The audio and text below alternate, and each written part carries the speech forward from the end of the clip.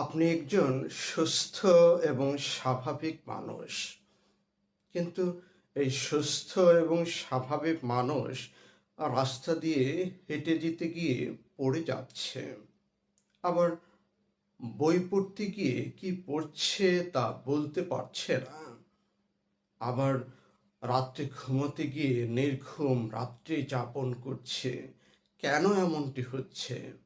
কারণ আমরা নির্দিষ্ট কাজ করতে গিয়ে আমরা যে কাজটি করি তা নিয়ে চিন্তা আমরা করি না। আমরা ভিন্ন কোনো চিন্তা করে থাকি, অথবা আমরা দুশ্চিন্তাগ্রস্ত, যার ফলশ্রুতিতে আমরা রাস্তায় হাঁটি, কিংবা আমরা বই পড়ি, কিংবা আমরা ঘুমাই, তার কোনোটি যথাযথ হচ্ছে না, বরং অপূর্ণাঙ্গ হচ্ছে, আংশিক হচ্ছে, ভুল হচ্ছে।